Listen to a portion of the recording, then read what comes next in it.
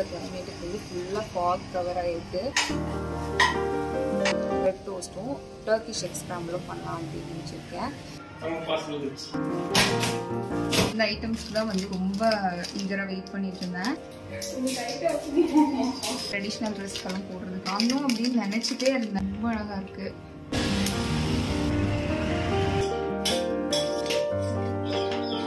இதில் already root இருக்குது.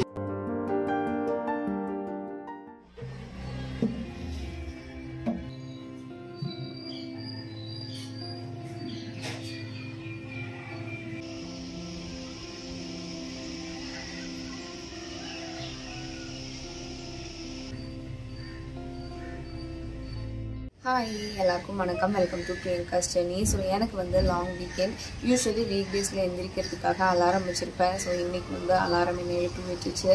So இப்போ சென்னையோட வெதர் பார்த்திங்கன்னா அப்படியே ஹில் ஸ்டேஷனில் இருக்க மாதிரி இருக்குது.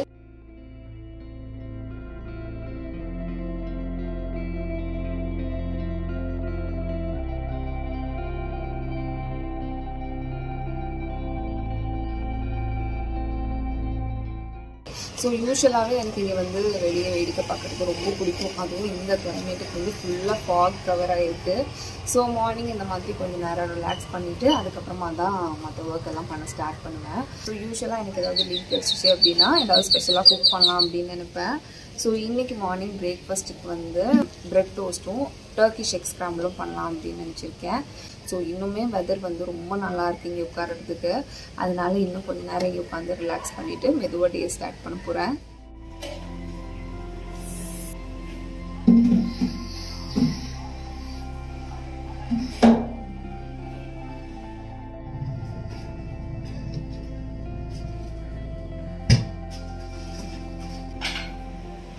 ஸோ இந்த டர்க்கிஷ் எக் ஸ்க்ராம்பிள் பண்ணுறதுக்கு என்னென்ன இன்க்ரீடியன்ட் வேணும்னு பார்த்தீங்கன்னா ஒரு ஹாஃப் கேப்சிகம், 2 தக்காளி, 2 முட்டை, சீஸ், அதுக்கப்புறம் ஸ்ப்ரிங் ஆனியன் இருந்துச்சுன்னா ஸ்ப்ரிங் ஆனியன் யூஸ் பண்ணிக்கலாம். அப்புறம் coriander leaf, chilli flakes, pepper, salt, இதெல்லாம் தான் வேணுங்கிற இன்க்ரீடியன்ட்ஸ்.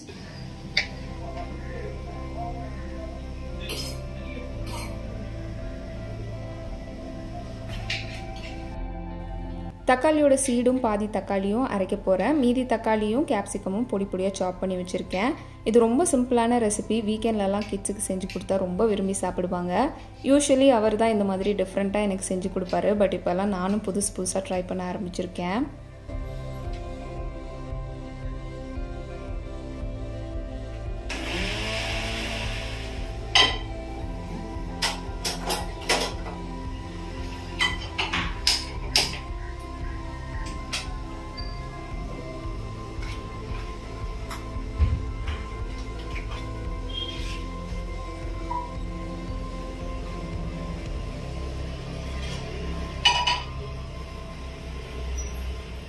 பேனில் கொஞ்சம் பட்டர் போட்டு அரைச்சி வச்சுருக்க தக்காளியை ஃபஸ்ட்டு ஊற்றணும்.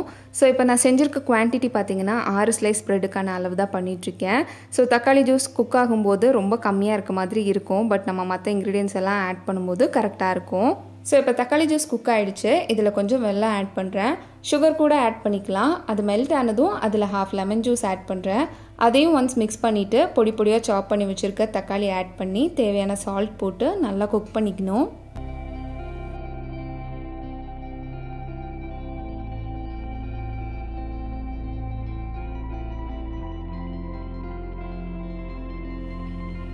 தக்காளி ஆல்மோஸ்ட் குக் ஆனதும் ஒரு 1/4 கிளாஸ் அளவுக்கு தண்ணி கொஞ்சம் கொஞ்சமாக ஆட் பண்ணுறேன். அதுக்கப்புறம் இதில் கேப்சிகமும் ஆட் பண்ணி மிக்ஸ் பண்ணிக்கலாம். கேப்சிகம் நல்லா குக் ஆகணும்னு இல்லை, ஒரு 2 மினிட்ஸ் சாட்டே பண்ணால் போதும். இதில் இப்போது 1/4 டேபிள் ஸ்பூன் குருமிளகு பொடி, 1/4 டீஸ்பூன் மஞ்சள் பொடி போட்டு நல்லா மிக்ஸ் பண்ணிவிட்டு ரொம்ப கம்மியாக தண்ணி ஆட் பண்ணுறேன்.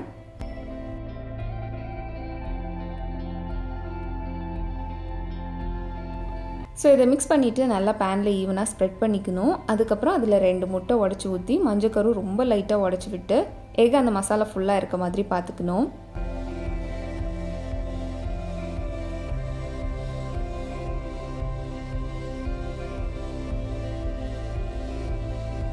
ஸோ இது பார்க்க எக் ஆம்லேட் மாதிரி இருக்கணும்.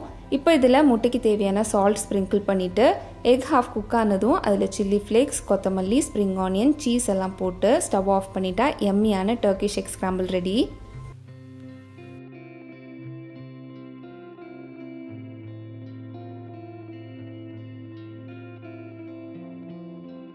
ஸோ ப்ரெட்டும் டோஸ்ட் பண்ணிட்டோன்னா பிரேக்ஃபாஸ்ட்டும் ரெடி.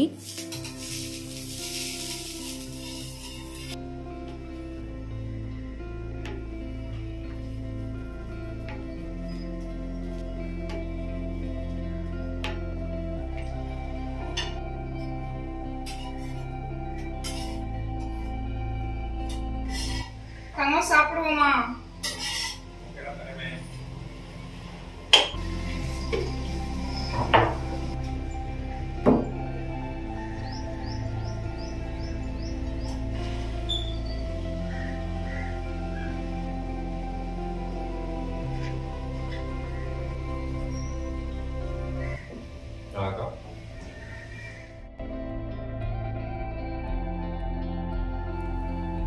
பிரேக்ஃபாஸ்ட் முடிச்சுட்டு இப்போ யூடியூப்க்கான லாங் வீடியோ எடிட் பண்ண போகிறேன். வீடியோக்கான வாய்ஸ் ஓவர் மோஸ்ட்லி நைட்டே பண்ணிவிடுவேன். ஏன்னா மார்னிங்கில் பேக்ரவுண்ட் நாய்ஸ் ரொம்பவே இருக்கும்.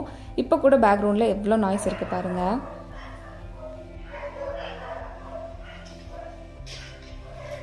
ஸோ மார்னிங் டைமில் மியூசிக் ஆட் பண்ணுறது, அலைன்மெண்ட் இந்த மாதிரி விஷயங்களெல்லாம் பண்ணுற மாதிரி இருக்கும். இப்போ ரீசெண்ட் டேஸாக ஷார்ட்ஸில் கான்சென்ட்ரேட் பண்ணுறதுனால லாங் வீடியோஸ் எடிட் பண்ணுறதுக்கான டைமே கிடைக்கிறதில்ல. வெள்ளூர் போனப்போ எங்கள் கார் சர்வீஸ் அப்புறம் நியூ மாடல்ஸ் பற்றி ஒரு விளாக் ஷேர் பண்ண வேண்டியது இருக்குது. பட் எப்படியும் அதை கார்த்திகை தீபம்க்கு அப்புறம் ஒரு ஜானில் தான் போஸ்ட் பண்ணுற மாதிரி இருக்கும்னு நினைக்கிறேன்.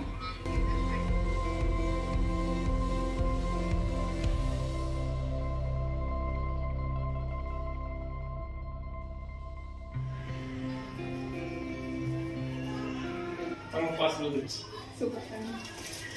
You are professional picture பண்ணல. ஆமா, சர்வீஸ் சரியா அப்பிச்சுவோம். நல்லா நான் குட்டியா இருக்கும்னு நினைச்சேன் actually. ஃபியூ டேஸ் பேக் அம்மா வந்து ஊருக்கு போயிருந்தாங்க. ஸோ எங்களுக்கு கொஞ்சம் திங்ஸ் வாங்கி வச்சுருந்தாங்க. அப்புறம் எனக்கும் கோயம்புத்தூர்லேருந்து கொஞ்சம் திங்ஸ் தேவைப்பட்டுச்சு. அதெல்லாம் சேர்த்து இப்போ பார்சல் பண்ணிட்டாங்க.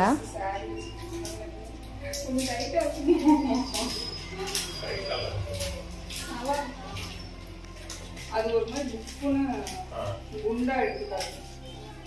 சீரியஸா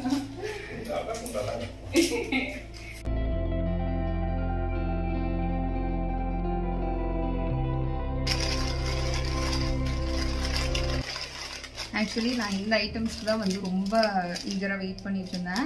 ஆக்சுவலி ஃபியூ டேஸ் பேக் வந்து அம்மா ஒரு ஷாப் ஓப்பனிங் போயிருந்தாங்க. அங்கேருந்து எனக்கு வந்து குட்டி குட்டி இயரிங்ஸ் வந்து ரொம்ப பிடிக்கும் அப்படிங்கிறதுனால அதுவும் ப்ரேஸ்லெட் எல்லாம் எனக்காக வாங்கி வச்சுருந்தாங்க. ஸோ ட்ரெஸ்ஸு கூட கொஞ்சம் அந்த அக்சசரிஸும் சென்ட் பண்ணியிருக்காங்க. ஸோ அதையுமே நான் உங்ககிட்ட காமிக்கிறேன். எல்லாமே ரொம்ப க்யூட்டாக இருக்குது. குட்டி பட்டர்ஃப்ளை, ரொம்ப குட்டியான க்யூட்டான கம்மல், அப்புறம் ஒரு ஹேங்கிங் கம்மல், அப்புறம் இன்னொரு குட்டி கியூட்டான கம்மல். இது வந்து ஒரு ஜிமிக்கி டைப். ஸோ ட்ரெடிஷ்னல் ட்ரெஸ்க்கெல்லாம் போடுறதுக்கு க்யூட்டாக இருக்கும். இது ரொம்ப அழகாக இருக்குது. அப்புறம் இன்னொரு கிளிப், இன்னொரு குட்டி கிளிப்,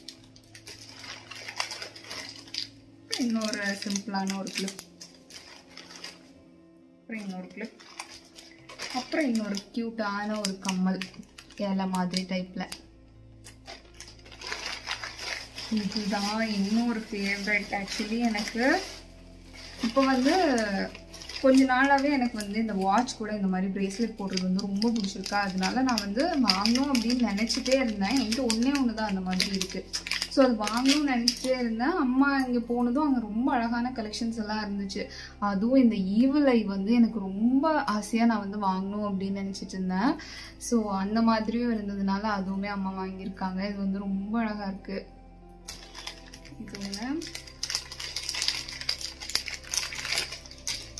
இது வந்து இதுவும் ரொம்ப அழகாக இருக்குது. இதுவும் ஒயிட் கலர். இதுவும் ரொம்ப க்யூட்டாக இருக்குது. இதுவுமே வந்து ஒயிட் கலரில் ஒரு அழகான டிசைன். இதுவும் ரொம்ப அழகாக இருக்குது. இது வந்து பிளாக் கலர் பட்டர்ஃப்ளை. இதுவும் ரொம்ப எனக்கு பிடிச்சிச்சு அன்றைக்கி நான் பார்த்தப்போ. எல்லாமே ரொம்ப ரொம்ப அழகாக இருக்குது. அவங்கக்கிட்ட கலெக்ஷன்ஸ் ரொம்ப அழகாக இருந்துச்சு. ஆனால் இது எப்படி ஓப்பன் பண்ணுறதுன்னு எனக்கு தெரியல. ஆக்சுவலி எப்படி ஓப்பன் பண்ணுறதுன்னு எனக்கு தெரியல. ஸோ நான் அப்புறமா எக்ஸ்பெரிமெண்ட் பண்ணி பார்க்கலான்னு நினைக்கிறேன். இது ரொம்ப அழகாக இருக்குது. அப்புறம் இன்னொன்னும் இது லைட் தான். இதுவுமே ரொம்ப அழகா இருக்கு. ரொம்ப அழகா இருக்கு. இதெல்லாமே இந்த மாதிரி டைப். மற்றதெல்லாமே செயின் டைப்ல வாங்கியிருக்காங்க. இது வந்து ரொம்ப சிம்பிளா ஒயிட் ஸ்டோன் மட்டும் இருக்கு. இதுவுமே செயின் டைப்ல அட்ஜஸ்ட் பண்ணிக்கலாம் பின்னாடி. இது வந்து ஒரு ஆப்பிள் டிசைன்ல குட்டி குட்டி பேர்ல்ஸ் வச்சிருக்காங்க. ரொம்ப அழகா இருக்கு. இது ரொம்ப சிம்பிளா ஒயிட் ஸ்டோன்ஸ் மட்டும் வச்சு குட்டி ஃப்ளவர் சென்டர்ல வச்சிருக்காங்க. இது ரொம்ப அழகா இருக்கு. இதுவும் ரொம்ப கியூட்டா இருக்கு. எல்லாமே ரொம்ப ரொம்ப அழகா இருக்கு. ஸோ நான் வந்து இந்த டைப்ல இருக்கிறது தான் வந்து அம்மா கிட்ட கேட்டிருந்தேன். பட் அம்மா வந்து அந்த மாடல்லையுமே கொஞ்சம் செலக்ட் பண்ணியிருக்காங்க. பட் எனக்கு எல்லாமே ரொம்ப ரொம்ப பிடிச்சிருக்கு. இதுதான் நல்லா இருக்கு, இதுதான் பெஸ்ட் அப்படின்னு சொல்ற மாதிரி எல்லாமே வந்து ரொம்ப ரொம்ப அழகா இருக்கு. இவங்களுக்கு வந்து இன்ஸ்டாகிராம் பேஜ் ஏதாவது இருக்கான்னு எனக்கு தெரியல. ஸோ இருந்துச்சு அப்படின்னா கண்டிப்பா நான் வந்து டிஸ்கிரிப்ஷன்ல ஆட் பண்றேன். இந்த மின்ட் உங்களுக்கெல்லாம் ஞாபகம் இருக்கா? ஒரு vlogல நட்டு வச்சுருக்கேன், நல்லா வளர்ந்து வருதுன்னு சொன்னேன். இப்போ ஹார்வெஸ்ட் பண்ணுறதுக்கான டைம் ஆயிடுச்சு. ஸோ இன்றைக்கி யூஸ் பண்ணிட போகிறேன். இது கூடவே ஸ்ப்ரிங் ஆனியன் நட்டி வச்சுருந்தோம். பட் அது நல்லா வளர்ந்து வர மாதிரி இருந்துச்சு. பட் அது அப்படியே எந்த க்ரோத்தும் இல்லாமல் காஞ்சி போச்சு. ஸோ லீவ் டேஸில் மோஸ்ட்லி யூஷுவல் குக்கிங் இல்லாமல் டிஃப்ரெண்ட்டாக குக் பண்ண ட்ரை பண்ணுவேன். ஸோ இன்றைக்கி லஞ்சுக்கு கொங்கு வெள்ளை பிரியாணி ட்ரை பண்ண போகிறேன். அது பண்ணுறதுக்கு இந்த மின்ட் பத்தாது. பட் என்கிட்ட இருக்க மின்ட் கூட இதையும் சேர்த்து யூஸ் பண்ணிவிட்டு அப்புறம் திரும்ப இதை நட்டி வச்சுருவேன்.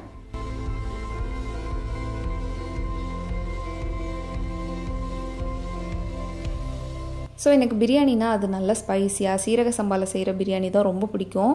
மற்ற ஹைதராபாதி இல்லை வேறு பிரியாணின்னு சொல்லிட்டு சிக்கன் குழம்புல மிக்ஸ் பண்ணுறதெல்லாம் பிரியாணினே நான் ஒத்துக்க மாட்டேன். ஸோ இதை நான் ட்ரை பண்ணும்போதே நார்மல் பிரியாணின்னு எக்ஸ்பெக்ட் பண்ணாமல் ஒரு டிஃப்ரெண்ட்டான ரைஸ்ன்னு மைண்டில் ஃபிக்ஸ் பண்ணிட்டேன். ஸோ டேஸ்ட் வைஸ் ரொம்ப நல்லா இருந்துச்சு. பட் இது கூட ஸ்பைஸியாக சிக்கன் கிரேவி, சிக்கன் சுக்கா இந்த மாதிரி சைட் டிஷ் இருந்திருந்தால் இன்னுமே பர்ஃபெக்டாக இருந்திருக்கும்.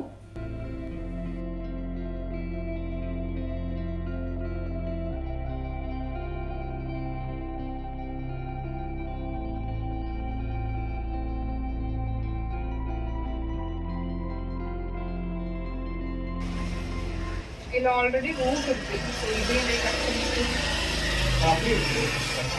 முழுசாவே பிரிச்சுடலாம்.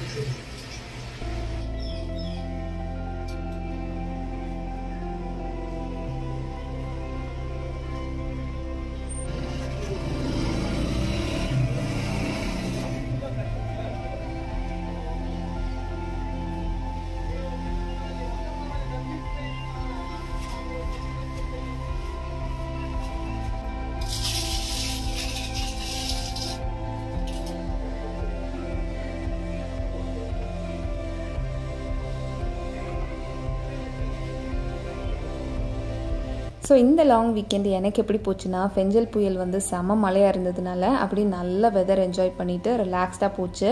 ஹோப் இந்த வீடியோ உங்களுக்கு பிடிச்சிருக்குன்னு நம்புகிறேன். இந்த வீடியோ பிடிச்சிருந்தா லைக் பண்ணுங்கள், ஷேர் பண்ணுங்கள், சேனலை சப்ஸ்கிரைப் பண்ணுங்கள். ஏதாவது சொல்லணும்னு நினச்சிங்கன்னா கமெண்ட் பண்ணுங்கள். தேங்க்யூ.